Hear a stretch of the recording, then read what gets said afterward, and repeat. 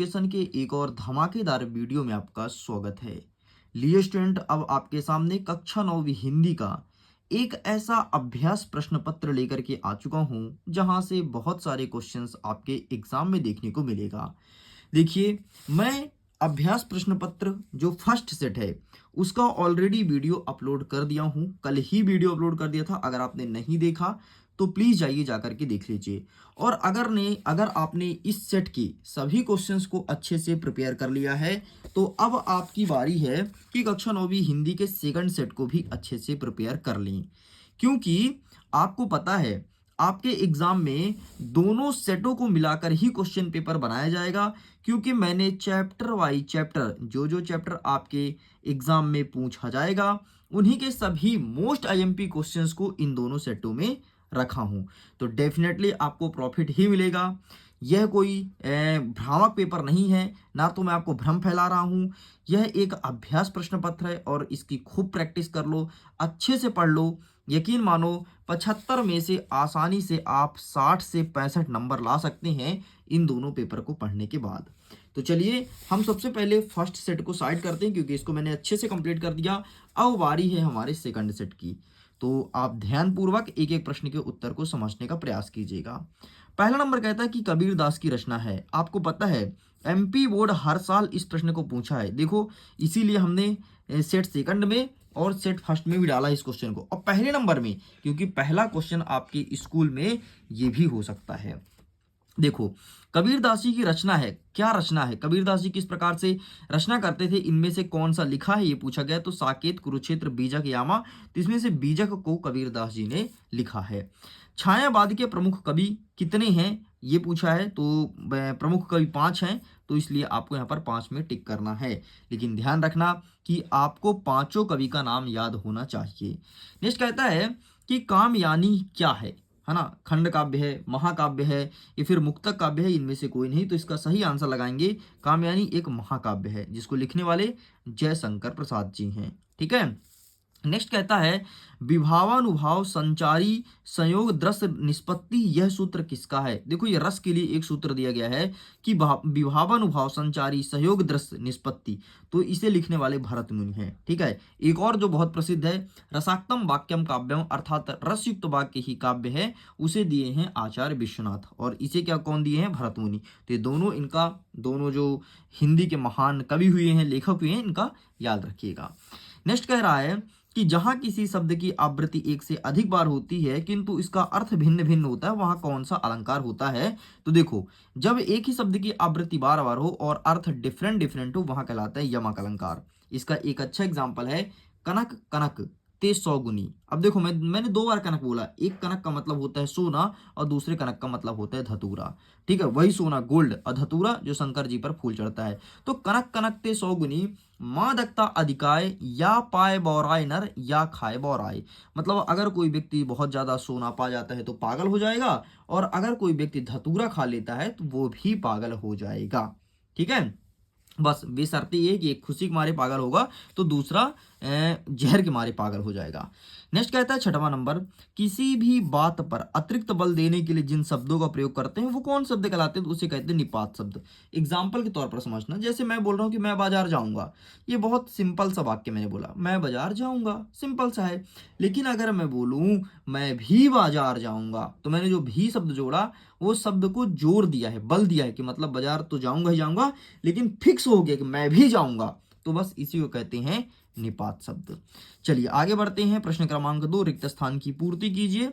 इसमें पहला नंबर कहता है कि लेखिका महादेवी वर्मा के बाबा फारसी और किस भाषा के जानकार थे? तो महादेवी वर्मा के बाबा जी फारसी और उर्दू भाषा के जानकार थे, तो यहाँ पर उर्दू लिख देना है।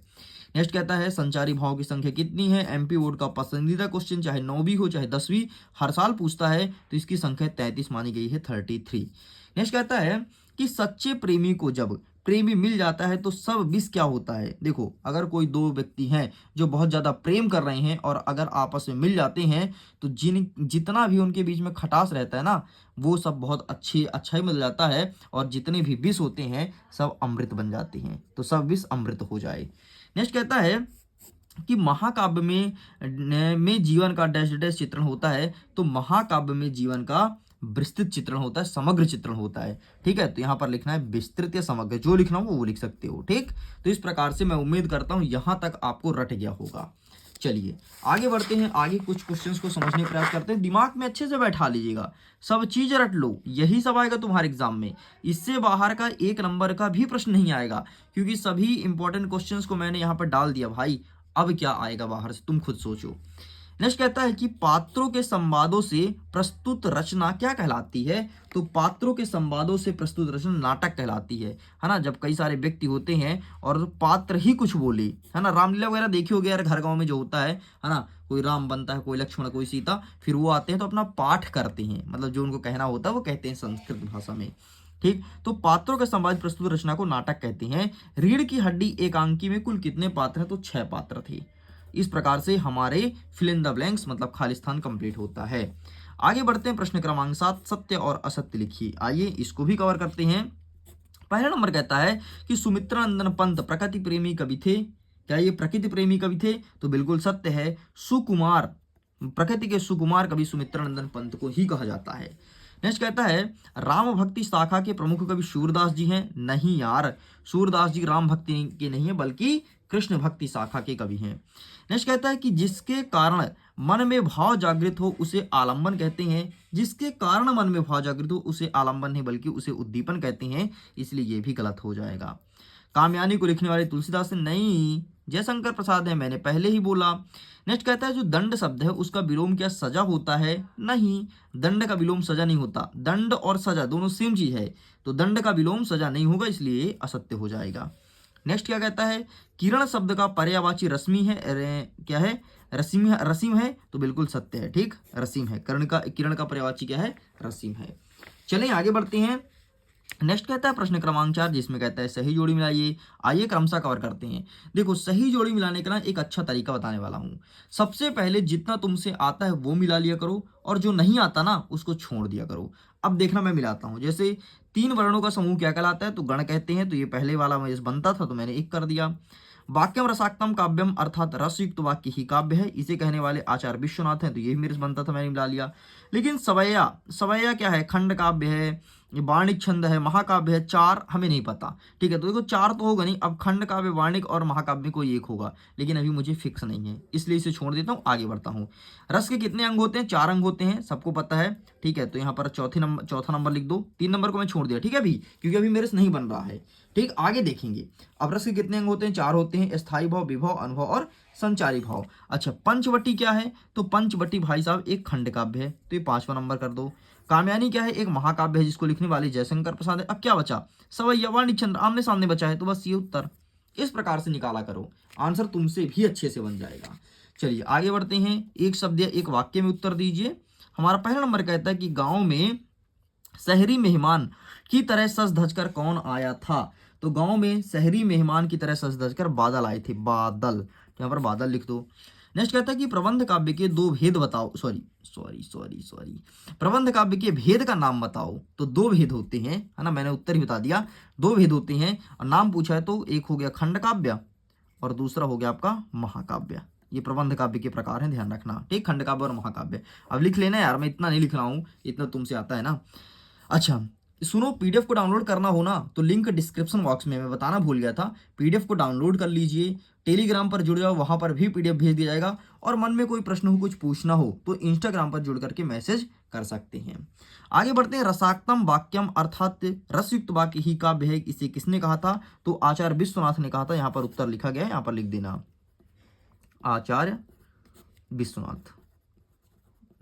ठीक, नेक्स्ट संस्मरण किसे कहते हैं? तो किसी व्यक्ति के जीवन के बारे में लिखी गई कहानी संस्मरण कहलाती है। जैसे तुम मेरे ऊपर लिख दो कहानी, तो संस्मरण कहलाएगा। ठीक, नेक्स्ट समास कितने प्रकार के होते हैं? तो समास 6 प्रकार के होते हैं।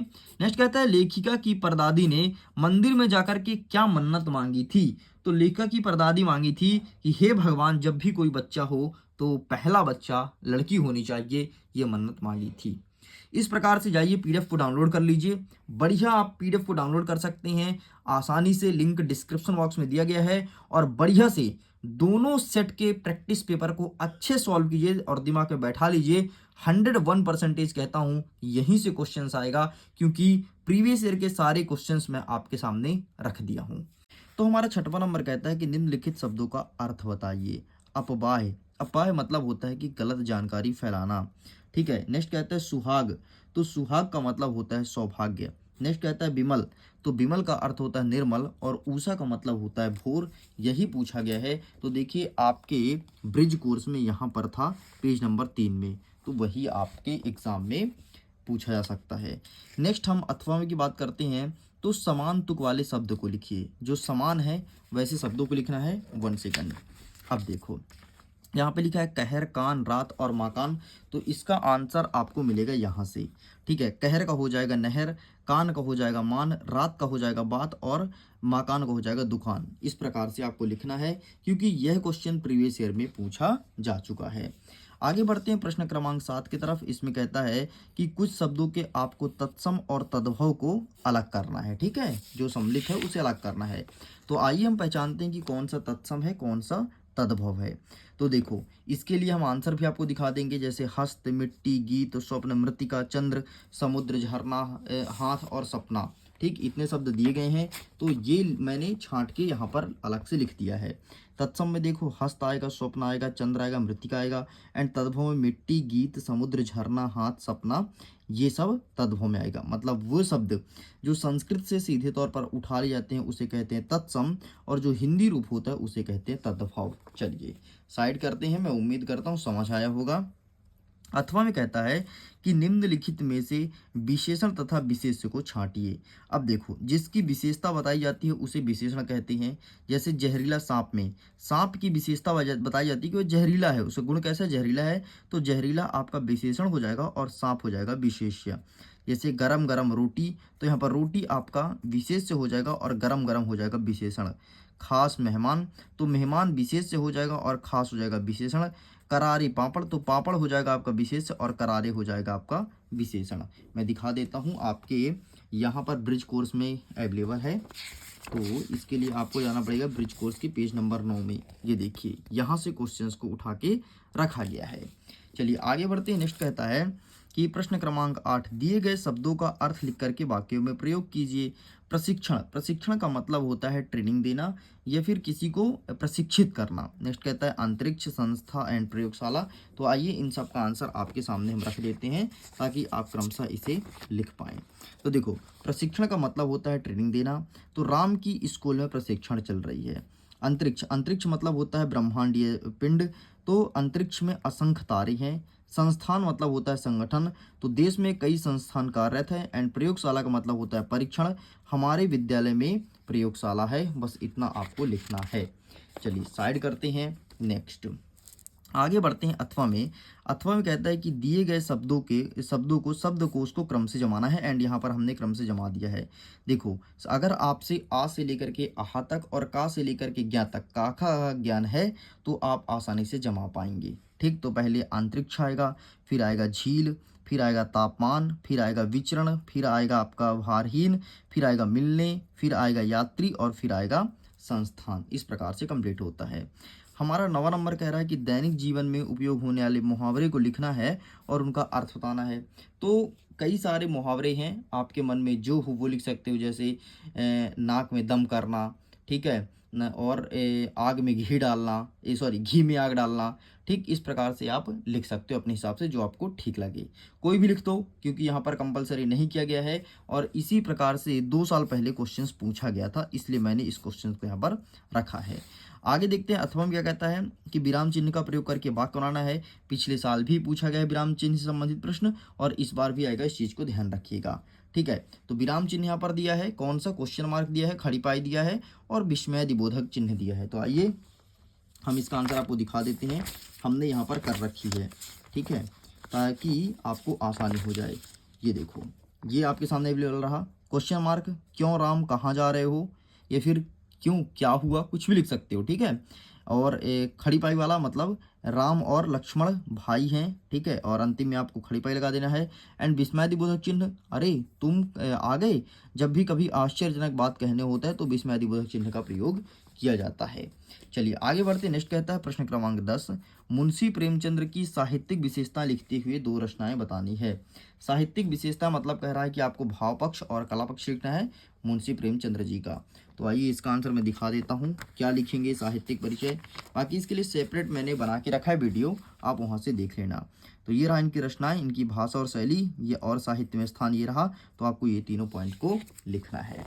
चलिए साइड करते हैं, नेक्स्ट देखते हैं। नेक्स्ट क्वेश्चन कह रहा है कबीर ने सच्चे प्रेम की क्या कसौटी बताई है। तो ये रहा इसका आंसर, आप इसका फोटो क्लिक कर सकते हैं। चलिए साइड करते हैं। अथवम कहता है कि मनुष्य ईश्वर को कहाँ कहाँ ढूंढता फिरता है। तो ये रहा इसका आंसर कि मनुष्य ईश्वर को कहाँ कहाँ ढूंढता है। तो मंदिर में, मस्जिद में, काबा में और कैलाश में। चलिए आगे बढ़ते हैं। नेक्स्ट कह रहा है प्रश्न क्रमांक 12, कवियत्री ललद्ध का घर जाने की ये चाह से क्या तात्पर्य है। तो ये रहा आपके सामने आंसर, तो आप इसका भी फोटो क्लिक कर सकते हैं। ठीक, चलिए साइड करते हैं। नेक्स्ट हमारा अथवा कह रहा है कि नई कविता की 2 विशेषता बताइए। तो आइए देखते हैं कि नई कविता की 2 विशेषताएं हमें क्या लिखनी है। ये रहा, देखिए नई कविता की 2 विशेषताएं, ठीक है। तो व्यंग प्रधान रचनाएं होती थी और क्षणवाद की प्रधान रचनाएं होती थी।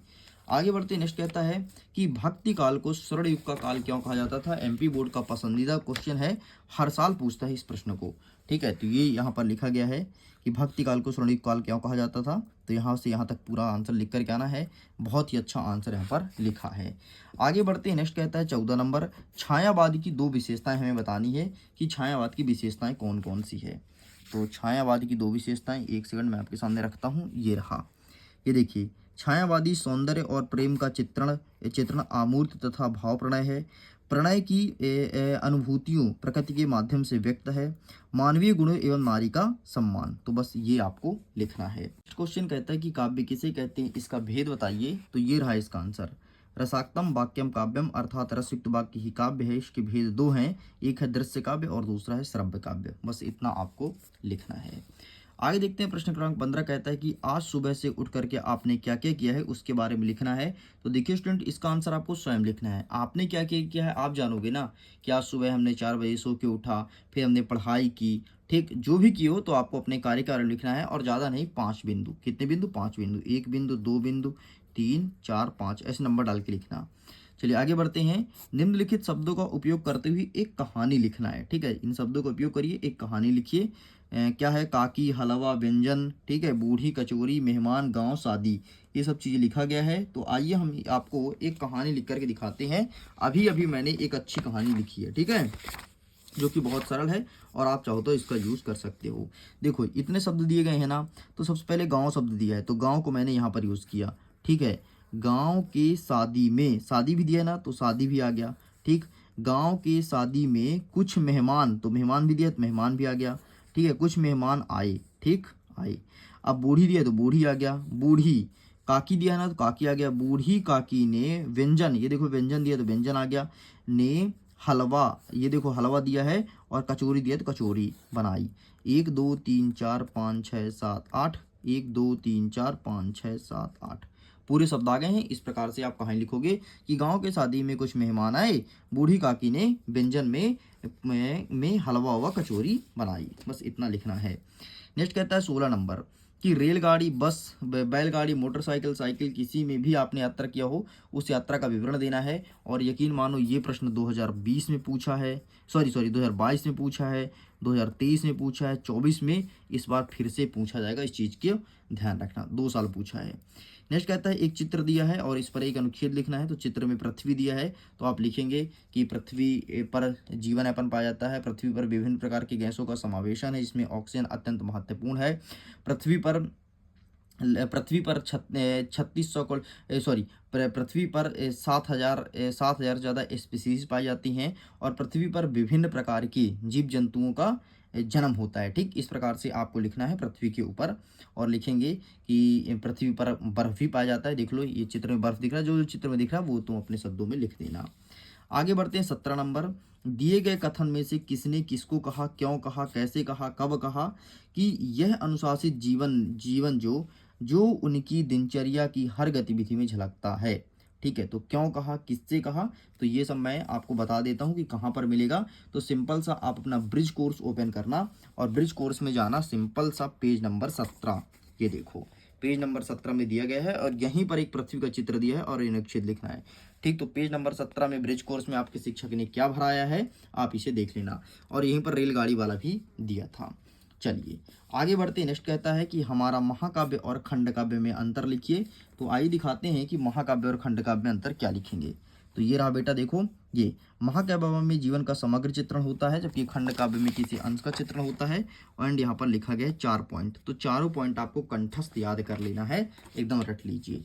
आगे बढ़ते हैं। 18 नंबर कहता है कि काव्य किसे कहते हैं, उसका भेद बताइए। ये क्वेश्चन रिपीट किया गया है क्योंकि एमपी बोर्ड हर साल पूछता है कि काव्य किसे कहते हैं। ठीक है, तो रिपीटेड क्वेश्चन आप यहाँ पर देख सकते हैं, इसको मैंने पहले कवर कर लिया है। नेक्स्ट कहता है कि रस किसे कहते हैं, इसके अंग का नाम लिखो। तो ये रहा रस किसे कहते हैं। किसी काव्य को पढ़ने, सुनने, देखने में जो हमें आनंद की अनुभूति मिलती है उसे रस कहते हैं। और रस के अंग को पूछा गया तो रस के 4 अंग होते हैं, स्थायी भाव, विभव, अनुभव, संचारी भाव। बस यही आपको लिखना है। ठीक है, आगे बढ़ते हैं। प्रश्न क्रमांक 19 कहता है कि मात्रिक छंद किसे कहते हैं और उदाहरण सहित लिखिए। तो आइए देख लेते हैं मात्रिक छंद, ये रहा इसका आंसर। जिन छंदों में मात्राओं की गणना की जाती है उसे मात्रिक छंद कहते हैं। जैसे दोहा और चौपाई एक मात्रिक छंद है। मंगल भवन अमंगलहारी, द्रवहु सुदर्शन अजर बिहारी, यह एक अमात्रिक छंद का उदाहरण है। चलिए आगे बढ़ते हैं। अथवा क्या कहता है कि दोहा को परिभाषित कीजिए। ठीक है, दोहा को परिभाषित कीजिए, आपको बताना है कि दोहा क्या होता है। ठीक, तो आइए दिखा देते हैं। ये रहा आपके सामने दोहा। दोहा एक मात्रिक छंद है। इसमें इसमें चरण होते हैं, इसमें 4 चरण होते हैं। ठीक है, ये थोड़ी यहाँ पर गलत है, इसमें 4 चरण होते हैं। पहले और तीसरे में 13-13 है और दूसरे और चौथे में 11-11 मात्राएं होती हैं। अंतिम में गुरु और लघु होता है। ठीक, रहीवन पानी राखी, बिन पानी सब सून, पानी गए न उबरे, मोती मानुष्यन, बस इतना आपको लिखना है। आगे बढ़ते हैं। प्रश्न क्रमांक 20 कह रहा है कि अनुप्रास अलंकार को परिभाषित करना है एग्जाम्पल सहित। ठीक है, तो ये रहा आपके सामने अनुप्रास अलंकार। ठीक है, जहाँ एक ही वर्ण को एक से अधिक बार प्रयोग होता है वहां पर अनुप्रास अलंकार होता है। जैसे चारु चंद्र की चंचल किरणें खेल रही थी जलथल में, बस इतना आपको लिखना है। चलिए, इसके अर्थों कहता है कि यमक अलंकार को परिभाषित कीजिए। तो ऐसा कोई शब्द है जो 2 से अधिक बार आए किंतु उसका अर्थ भिन्न भिन्न हो, उसे कहते हैं यमक अलंकार। एग्जाम्पल देखो, कनक कनकते सौगुनी मादकता अधिकाय, यही खाए बौराय नर, यही पाए बौराय। मतलब एक कनक का मतलब है धतूरा, दूसरे कनक का मतलब सोना, सोना मतलब गोल्ड। और जब भी कोई व्यक्ति धतूरा खा लेता है तो पागल हो जाता है, और अगर बहुत ज़्यादा मात्रा में सोना पा जाए तो पागल होना फिक्स है। ठीक है, चलिए आगे देखते हैं। प्रश्न क्रमांक 21 नंबर, गद्यांश कुछ भी आए, गद्यांश को सॉल्व कैसे करते हैं। ये गद्यांश आपकी परीक्षा में नहीं आएगा, इस चीज़ को ध्यान रखिएगा, क्योंकि सभी स्कूलों में सभी जिले का अलग अलग क्वेश्चन पेपर है, तो सभी जगह अलग अलग देखने को मिलेगा। हमने भी मॉडल के तौर पर एक गद्यांश को यहाँ पर डाल दिया है। देखो, हकीकत में किस्मत किसे कहते हैं। तो अच्छा, पहले क्वेश्चन पढ़ने से पहले गद्यांश को पढ़ लेते हैं। ठीक है, कहती सारी दुनिया जिसे किस्मत, नाम है उसकी हकीकत में मेहनत। जो रचते हैं खुद अपनी किस्मत भी कहे जाते हैं साहसी। जो करते हैं ईश्वर से शिकायत भी कहे जाते हैं आलसी। ठीक, तो हकीकत में किस्मत किसे कहते हैं, तो हकीकत में किस्मत मेहनत को कहते हैं। तो ये हो गया हमारे पहले नंबर का उत्तर। जो अपनी किस्मत रचते हैं उन्हें क्या कहते हैं, तो जो अपनी किस्मत रचते हैं उसे कहते हैं साहसी। ये हो गया दूसरे का उत्तर। ठीक है, ईश्वर से शिकायत करने वाले को क्या कहते हैं, तो उसे कहते हैं आलसी। ये हो जाएगा तीसरे का उत्तर। लो कंप्लीट। ठीक है, चलिए आगे देखते हैं। अथवा क्या कहता है, फिर से ध्यानपूर्वक गद्यांश को पढ़ेंगे तभी जाकर के हमसे उत्तर बन पाएगा। आओ देखते हैं। मानव जीवन में उत्तरदायित्व का विशेष स्थान है। अवगुणों को दूर करने के लिए एवं जीवन को सफलता प्राप्त करने के लिए उत्तरदायित्व का ज्ञान होना अति आवश्यक है। उत्तरदायित्व आ जाने पर मनुष्य बुद्धिमान हो जाता है। उदाहरण के लिए, बुरी आदतें वाले लोग शिक्षक जैसे पद को प्राप्त कर अपनी बुरी आदतों को छोड़ देते हैं, उसी प्रकार से उदंड नव युवक भी गृहस्थी का भार आ जाने पर विचारशील बन जाता है। ठीक, तो इसका शीर्षक क्या है, तो इसका शीर्षक हो जाएगा मानव जीवन। ठीक है, जीवन में सफलता प्राप्त करने के लिए क्या आवश्यक है? तो जीवन में सफल ये देखो लिखा है, अवगुणों को दूर करने के लिए एवं जीवन में सफलता प्राप्त करने के लिए उत्तरदायित्व का ज्ञान होना अति आवश्यक है। ये चीज़ आपको लिखना है। ठीक, ये यहाँ से ये रहा दूसरे नंबर का। नेक्स्ट कहता है लोग अपनी बुरी आदत कब छोड़ देते हैं? तो यहाँ पर लिखा है कि आदत वाले लोग शिक्षक जैसे पद को प्राप्त करके, जब लोग शिक्षक बन जाते हैं तो अपनी बुरी आदत को छोड़ देते हैं। ये रहा है आपका तीसरा बिंदु। ठीक, इतना आपको लिखना है। आगे देखते हैं प्रश्न क्रमांक 22। शाला त्याग प्रमाण पत्र के लिए प्राचार्य साहब को पत्र लिखना है और परीक्षा परिणाम की जानकारी देते हुए मित्र को बधाई पत्र लिखना है। तो आइए मैं दिखा देता हूँ, आपके क्वेश्चन बैंक में ये वाला आंसर अवेलेबल है। ठीक है, ये रहा शाला त्याग प्रमाण पत्र, आपको ये लिखना है। और एमपी बोर्ड हर साल पूछता है, हर साल repeat repeat repeat again repeat करता है, इसलिए इस बार भी देखने को मिलेगा। एंड ये वाला देख लो, इसे भी हर साल पूछता है। एंड पूरा उत्तर इसको देख लो, ये रहा। ठीक, और ये रहा कुछ। चलिए साइड करते हैं। अंतिम प्रश्न 23वां प्रश्न कह रहा है कि निम्नलिखित में से किसी एक विषय पर आपको रूपरेखा सहित निबंध लिखना है। विषय कौन कौन सा? विद्यार्थी जीवन का स्वर्ण युग, वृक्ष का महत्व, मेरी प्रिय पुस्तक और आधुनिक कंप्यूटर का युग। तो आइए देखते हैं विद्यार्थी जीवन का स्वर्ण युग, ये रहा आपके सामने। ठीक, तो प्लीज़ आप इसका स्क्रीनशॉट ले लीजिए और यही लिख करके चले आइएगा। इस प्रकार से स्टूडेंट पूरा का पूरा हमने एक मॉडल प्रश्न पत्र को पूरा कंप्लीट कर दिया। मैं उम्मीद करता हूँ वीडियो काफ़ी पसंद आया होगा। वीडियो पसंद आया तो वीडियो को लाइक कीजिए, अपने दोस्तों के साथ शेयर कीजिए। अगर पहली बार आए हैं चैनल को सब्सक्राइब ज़रूर कीजिएगा। इसके पीडीएफ को डाउनलोड करना है, लिंक डिस्क्रिप्शन बॉक्स में है, चेकआउट कीजिए। इसके पीडीएफ को डाउनलोड कीजिए। टेलीग्राम पर जुड़े ये बहुत फ़ायदा मिलेगा, क्योंकि टेलीग्राम पर अपडेट देता हूँ कि अब किसके वीडियोस आने वाले हैं। फिर कुछ बातें करना है या फिर टेस्ट देना है तो इसके लिए टेलीग्राम पर जुड़िए। और आप मेरे से जुड़िए इंस्टाग्राम पर, क्योंकि यहाँ पर मोस्ट आईएमपी क्वेश्चंस 2-2, 4-4 इंस्टाग्राम पर शॉर्ट्स वीडियो बना करके अपलोड करते रहता हूँ। ओके स्टूडेंट्स, सो मैं वीडियो क्विट करता हूँ एग्जाम के लिए। ऑल द बेस्ट, खुश रहिए, पढ़ते रहिए, मुस्कुराते रहिए।